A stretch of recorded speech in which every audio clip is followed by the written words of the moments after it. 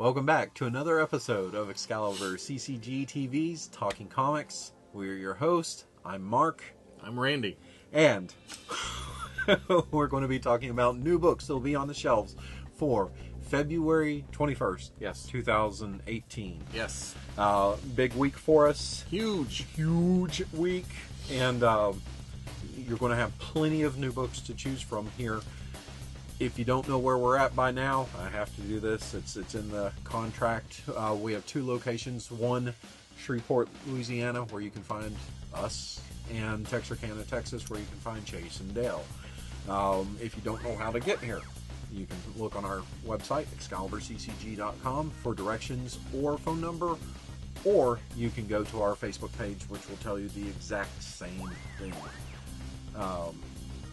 There's a lot to talk about here beyond comics, so we're just going to kind of dive right into it with your first book. My first book. Yes. Okay. So first off for me from DC Comics is another Batman miniseries, but this is not related to metal. This is, I guess, a standalone. I don't know if this is like Elseworlds thing, or if this is it's continuity. Video game. Oh, it's a video related. game. So I guess they have a new Batman video game. Okay. Now. Yes, I read that. This is Batman Sins of the Father, number 106. Christos Gage doing the writing, and Raphael Ienco doing the art. And Christos Gage, that's another kind of a mostly Marvel guy doing some stuff for DC. Yeah, every now and then he's somewhere else. This is based on the acclaimed video game series from Telltale Games. This new digital-first comic tells the story of events between the first and second seasons of the video game. Okay. Someone is killing people associated with Arkham Asylum during the time Thomas Wayne was forcibly committing people there. Wow. Thomas Wayne was doing some nasty stuff. Suspicion falls on the family suing Bruce Wayne to pay for the harm caused by his father.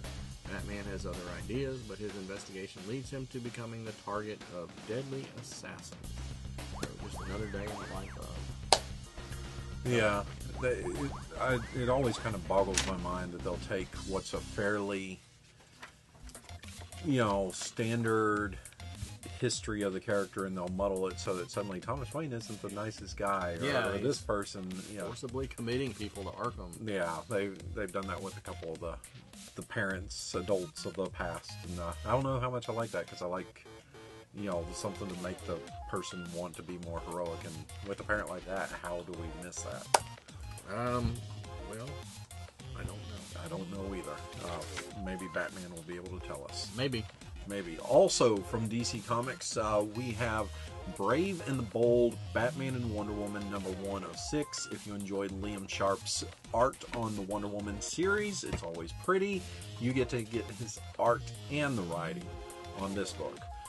There is this, like I said, 6-issue series. You're going to have a Celtic god who has been murdered, and this leads to the fairy folk and others battling, breaching worlds, and I guess gods, Amazons, I don't know who all's going to be fighting Dogs each other. And cats sleeping together. That mass chaos there. But Wonder Woman's going to have to figure out who the possible murderer is. Meanwhile, in Gotham, there are some strange occurrences going on that Batman's having to investigate. Are they related to the same thing that Wonder Woman's having to deal with? Most likely, probably yes. Otherwise, the 6-issue series might not make too much sense. I believe you may have some Swamp Thing in this series as well. Wow, he's everywhere. He's everywhere. He's everywhere. So, these are two of the biggest, part of the Trinity here in a miniseries. Kind of another Batman miniseries with that, but you get Wonder Woman too, so... and Liam Sharp. Yes. Drawing, like, folktale stuff. Which is yes, awesome. He's Scottish or English, I don't know, but, I mean, he loves doing the things with the Celtic. He's done that throughout his career. Excellent. Well, speaking of the Swamp Guy... Yes, Swamp. Again from DC Comics. Cave Carson, Swamp Thing Special number 1. This is another part of the Milk Wars, part 4 of the Milk Wars. This is Jonathan Rivera and Magdalene Visaggio. Swamp Thing has detected a disturbance in the green, and his hunt for it has led him to Retco headquarters. There he finds Cave Carson and his crew struggling against being assimilated into Retco's diabolical narrative. Is it possible for Swampy and Cave to destroy the organization from the inside? I don't know, but Puddles and Nugget could probably do it. No. Let's find out how their efforts help Eternity Girl in the final installment of her backup story. Ah, so they're tying it into the backup story. Apparently. Nice. I'm glad to hear that. Yeah. Cool. How about we take a break from DC Comics to talk about something else? How about that? I'll Let's talk do about it. some Marvel. Okay. We've got Doctor Strange Damnation #1, 4-part series.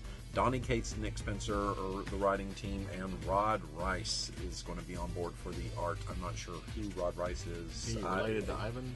I don't know. I feel like I've seen his art, but I'm coming up blank with what it is. So, in the previous big event, Secret Empire, Las Vegas was destroyed.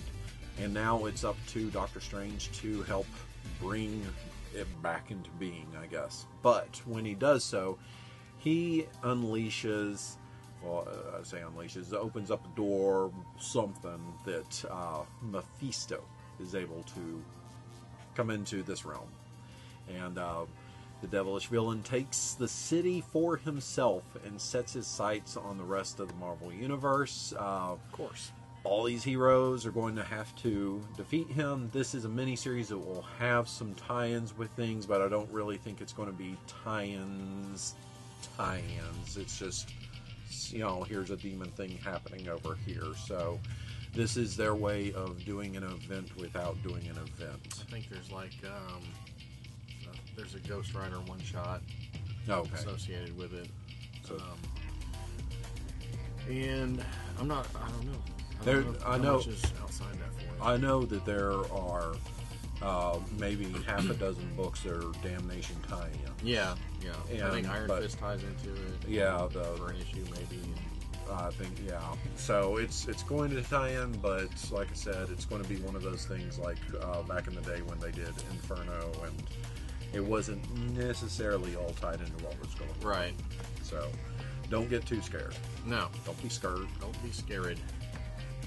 So I'm moving over to Image Comics for Hit Girl #1. So Kick-Ass dropped this last week, and now we got a Hit Girl coming out. Hit Girl is back. This is written by Mark Millar, Ricardo Lopez Ortiz on the art. The pint-sized Punisher meets Polly Pocket has left America behind and set off to serve justice around the world. First stop, Colombia. A mother seeking vengeance for the murder of her child enlists Hit Girl to destroy his killer, but Mindy has bigger plans for Colombia's most feared hitman. This is a new ongoing monthly. Okay. Yeah. Not a mini, a monthly. No, they're looking to bank off this. And it should be noted, whereas we had a new person behind the cowl for Kick-Ass, we still have the same Hit Girl. So nothing's going to change too much there. Probably lots of uses of words that we can't dirty. say here. Yeah. Every now and then we might make a mistake and say a little something. Even though we're on the internet, we can't say it. Yes, this is true. Marvel is also giving us Infinity Countdown Prime this week. Jerry Duggan's writing it, and Mike Deodato gives us some pretty art. This is going to be an additional or a new story, as well as some, I guess, backstory stuff that ties into Infinity stuff. Within this, the Infinity Stones, they are individually able to grant great power, but together they grant, insurmountable power, basically. Newly reformed and scattered throughout the universe, the artifacts are going to allow the ones who claim it to be there, to, I guess, receive their heart's desire. Now, as the locations are discovered, forces converge for a battle that will begin the universe-exciting ride that will lead to the biggest infinity yet. That is really a mouthful to say. Yes, it is. Let's see. Plus, the Saga of the Infinity... This is probably where it's going back into old stories. The Saga of the Infinity Stone, where they are, how they came to be. From creation to destruction to recreation, this primer is going to tell you everything you need to know about the stones to get you ready for the movie. Yeah. And the big event that they're going to have about the exact same thing. It's not an event. Marvel doesn't do events anymore. Yeah, it's the shindig. The shindig.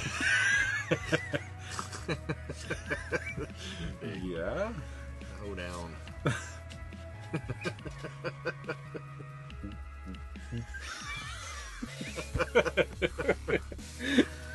Oh my goodness. What's next? From Boom Studios and the creator of Sons of Anarchy comes another chapter of Lucas Stand. This is Lucas Stand Inner Demons, #1 of 4. Caitlin Kitteridge also writing, and Jesus Hervas on the art.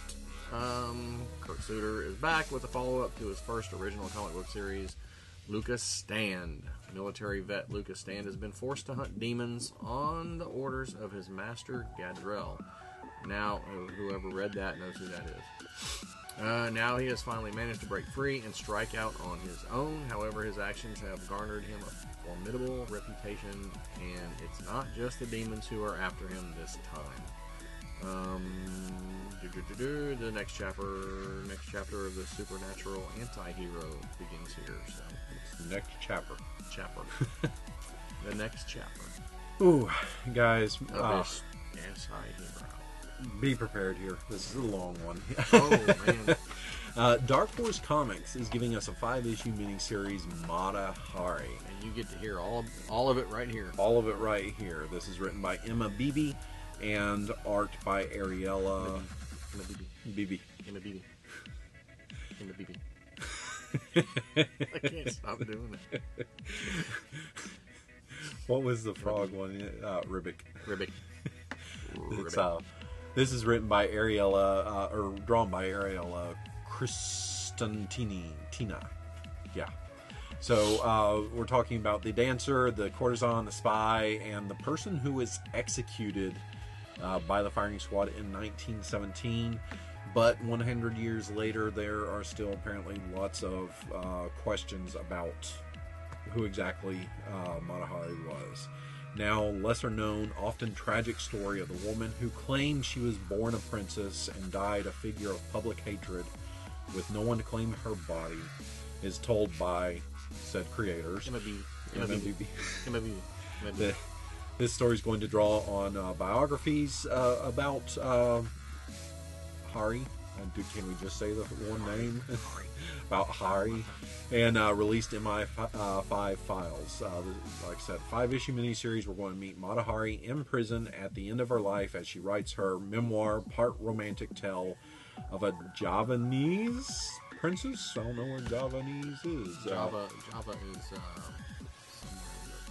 Pacific. Okay. Well, that's what. Okay, I didn't realize we were going. I was hoping it was like Tatooine or something. Javanese. Yeah.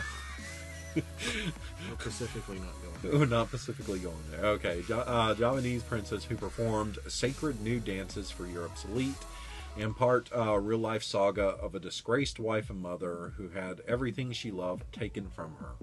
But as she sits trial for treason and espionage, we hear another tale. One of a flamboyant Dutch woman who became the most dangerous spy France had ever captured. A double agent who poured herself for secrets, lived a life of scandal, and loved only money. Lending us to Axe.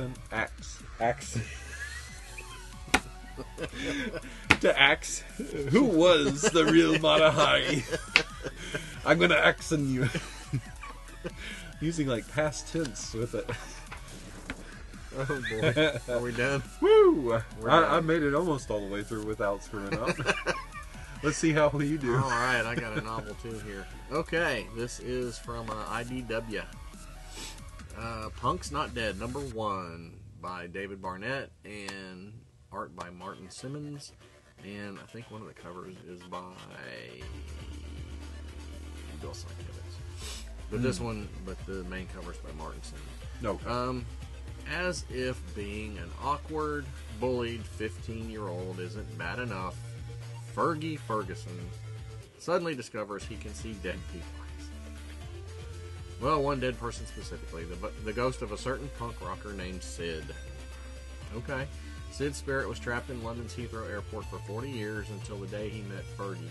Sid's ghost is now stuck to Fergie as if Fergie doesn't have enough on his plate, being raised by a single mom whose idea of parenting is strictly fly by the seat of your pants.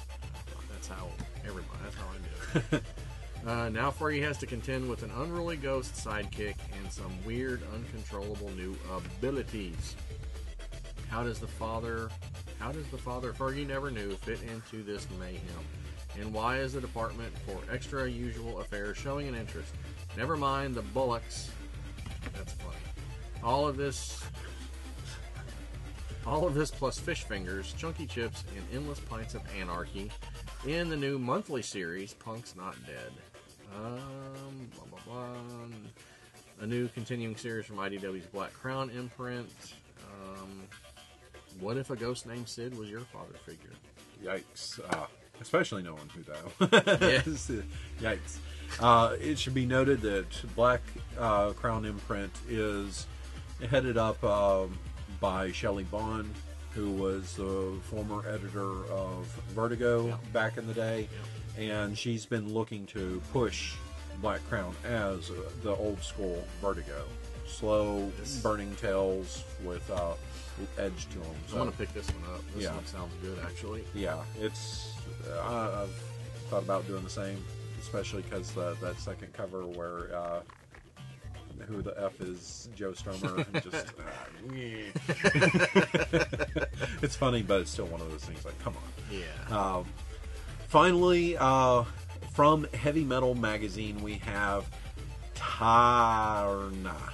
TAARNA. Number 1. This is Alex DeCampi writing. Always good on the writing chores. And Isa Escorzi. Escorzi. Coming through. Escorzi. Also, a very sure to be awesome cover by Alex Ross. So that's pretty cool. Yes.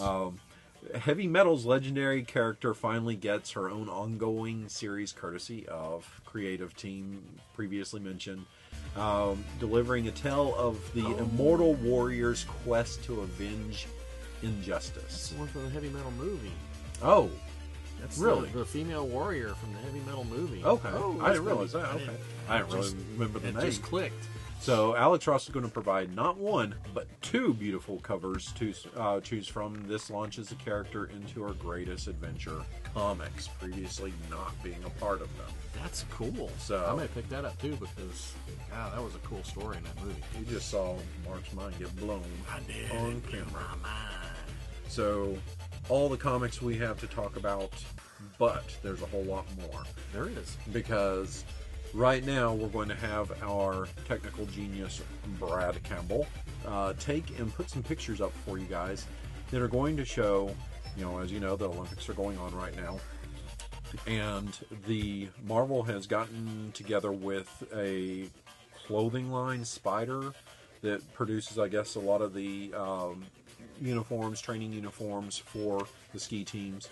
And they have concocted these awesome uniforms where Captain America and Captain Marvel. Yep.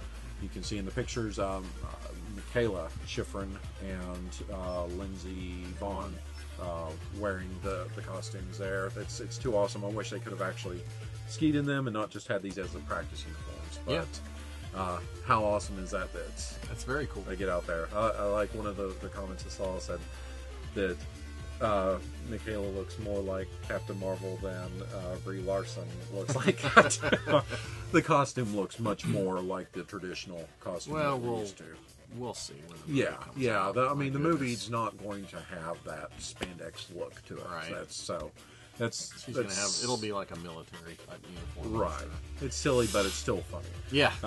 But those just blew my mind. Apparently, Michaela's been using this more than just with the Olympics. She's had it before. I have it on good authority.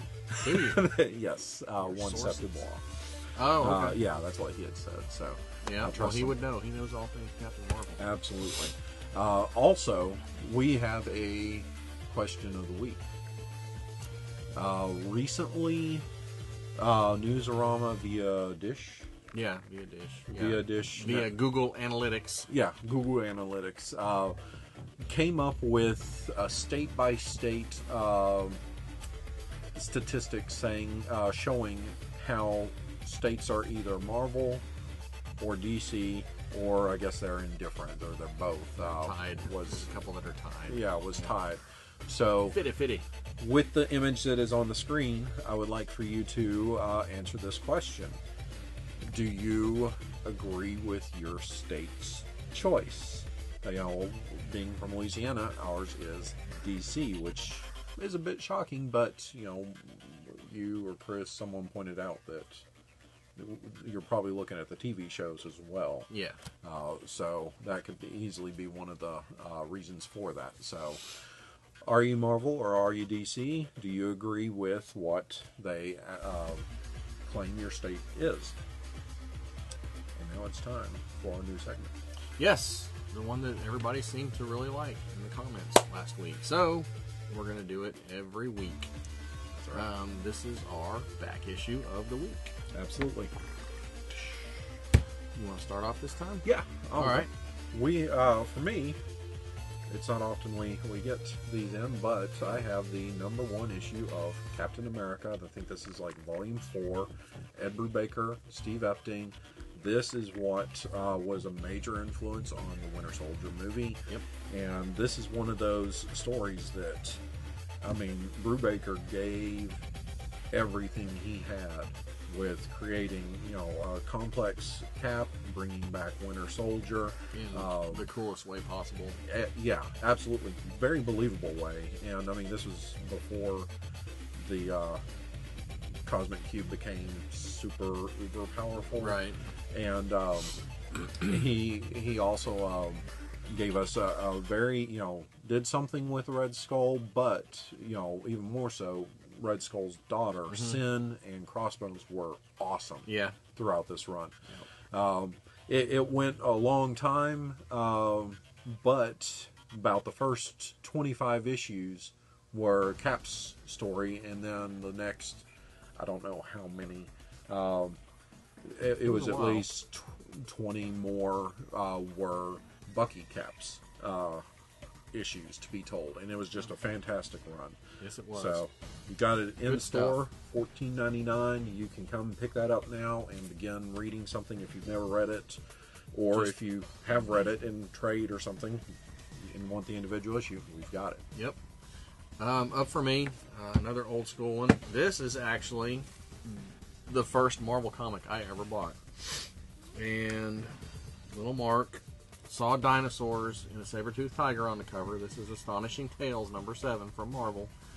And I was a little dinosaur head, you know, when I was a kid. So this is snapped up immediately when I saw it. And in the backup story, I mean, the main story was Kazar and Zabu. And the backup story was Black Panther versus Doom. And so Black Panther was actually the first costumed hero I ever read. And so I've always really, really liked Black Panther. And Dr. Doom's always been my favorite villain. I guess that all stems from that. So, Astonishing Tales, just a little bit about the book. It was a anthology book, kind of an anthology book at first. The first 8 issues or so were split between Kazar and Dr. Doom. It was actually the feature. It wasn't Black Panther. It was actually Dr. Doom was the feature. And then in about issue 8 or 9, it went strictly to Kazar. And then he ran to about, I think, around issue 20 and got his own book. And then they had like 4 or 5 issues of It, the Living Colossus.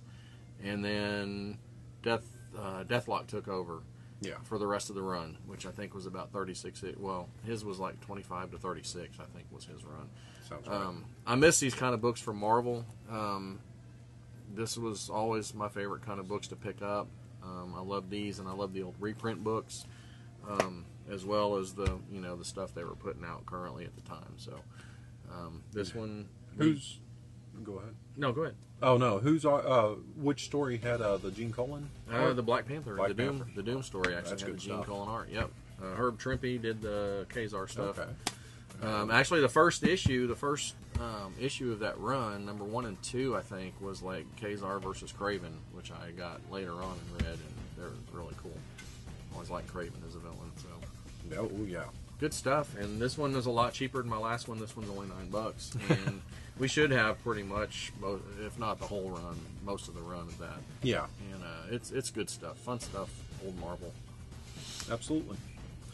Good choices, both of them. Yeah. I mean, man, I actually didn't realize Trimpe had done that.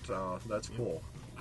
Both phenomenal artists. If you guys love art, if you want to talk about, the art today is so much better than the art, go back and look at some Colin Trimpe. Look at those guys. Their art is just. One of the deception is the quality of the paper, the inks, the color. All this stuff was very old school compared to the computer stuff they can do, and the quality of the paper it's printed on, that they drew on. So it's deceiving. Some of this stuff is a lot better than artists now don't even have to finish. The computer fills in a lot of stuff. Right. So I'm not saying that all artists do that, but you still have to have the talent to be able to use the program. Absolutely. But I mean, the artists of old were no way inferior to the ones of today. And the fact that we should just point out that those guys would go through and do how many issues of a book, or maybe do 2 or 3 books. In the case of Jack Kirby. John Buscema used to do that. He had multiple books a month for a while. Yeah. So yeah, it's deceiving. Not saying today's art isn't good, because I love a lot of today's artists.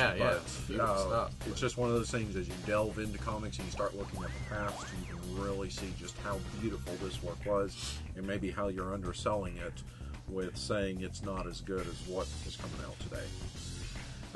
So tons of stuff for you guys to talk about with the video here. We'll go ahead and wrap things up. Remember, we're Excalibur Comics, and you can find us at ExcaliburCCG.com. You can also find us on the Facebook page. There's something that has to do with Twitter somewhere.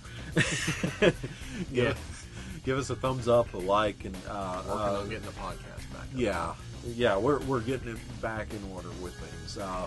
Subscribe to the video. Make sure you comment on the question of the week. Do you agree with your state's? Is it a Marvel state? Is it a DC state? Talk to us about back issues. How do you like the costumes? I say the costumes, the training gear for the Olympics. Just everything. Yeah. Comics even that we're talking about. My goodness, I forgot about those. Yeah, that's why we're here. So, take a moment to do all that. And anything else? Be excellent to each other. Be excellent to each other. Party on, dudes and dudettes. So, until next time, guys, read great comics, comment on the video, and we will see you next week. Bye.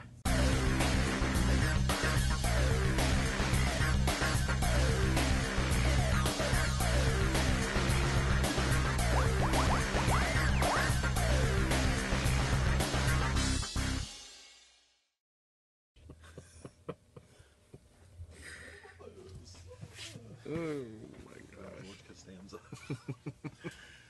Okay.